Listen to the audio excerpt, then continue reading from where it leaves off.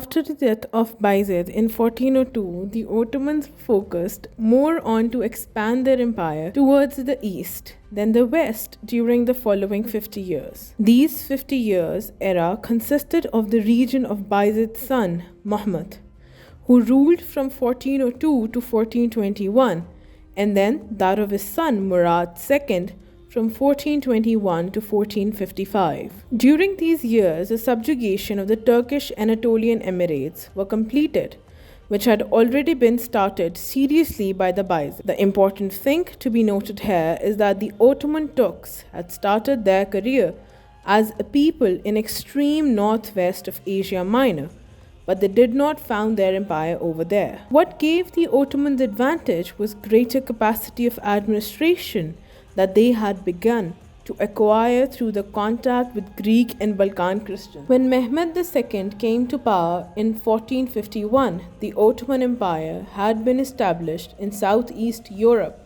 and Asia Minor was totally safe from any external invasions or intrusion. The Ottomans had now become a great power. What was left to be absorbed was only Constantinople, which was the only remnant of the Byzantine Empire by that time, and was surrounded by the Turkish territory on its eastern and western fronts. This glittering jewel and the relic of once great empire was a source of temptation to any neighboring ruler. Its geographic location was also important for trade and economic growth and stability of the Ottoman Empire. On the other hand, Byzantine Empire had now ceased virtually to exist.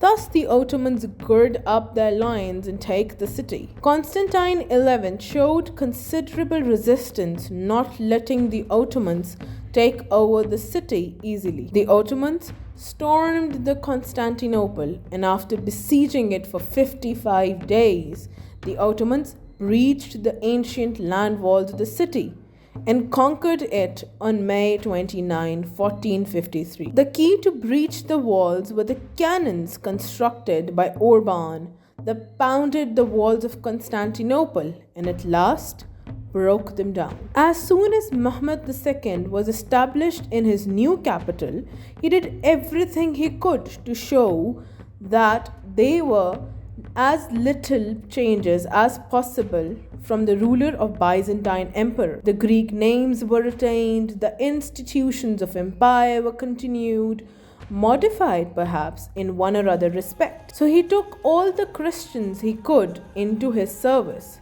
He was certainly not only a great military commander, but a wise and far-seeing statesman. After the death of Sultan Mehmed II, Bayezid II became the new Sultan of the Ottoman Empire. The Ottomans were at their best by the time. He banned the printing press invented in Italy.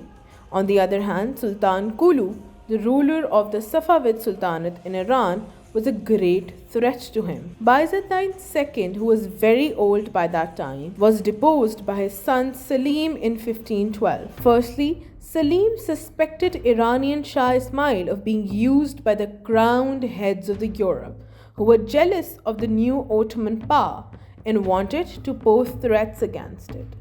Secondly, he was stern against the Shia influence among his Turk Muslims, which he regarded dangerous, and Persia was the center of Shias. Sultan Selim defeated Shah Ismail and broke his power in that part of the east. It was at Chaldiran that the Turk forces used for the first time the firearms and modern rifles. Selim then turned south and took over Syria and Egypt, defeating the Mamluk Sultan. Hijaz also came under his control, and in this way ended the Abbasid Caliphate, and Selim extended the Ottoman empires to the coast of North Africa. Selim was succeeded in 1529 by his son Suleiman, the Magnificent or the Lawgiver, who was the last of the great Ottoman Sultan. Suleiman turned his attention to west again and advanced his armies right into Western Europe. The state of affairs in Central and Eastern Europe at this time favored the Turks. So when Suleiman made his advance into the Europe in 1526, he found the countries where peasants were either indifferent to the Turkish invaders or welcomed them as deliverers. Suleiman's first campaign in Europe started brilliantly with the capture of Belgrade in 1521, as he had come with great expectations of conquering Europe and had burned the way back to his country. Then he fought a great war against the Hungarians and Mohawk.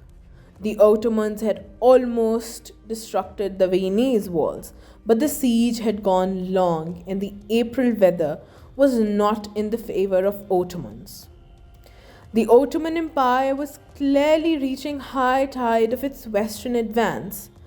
Instincts probably told Suleiman and his advisors that the problem of finding manpower to administer his new territories would be sufficiently formidable, as it was without advancing into Central Europe. This was the time of growth of the great Christian monarchies of France, Spain, and of the Habsburg. The Ottoman Empire was also a counterpart to this in the Mohammedan world, the great temporal power of Islam. Undoubtedly, Suleiman desired to see his empire expand, but he also was a devout Muslim, and the example of Arabs in the early days of Hygria probably inspired him too.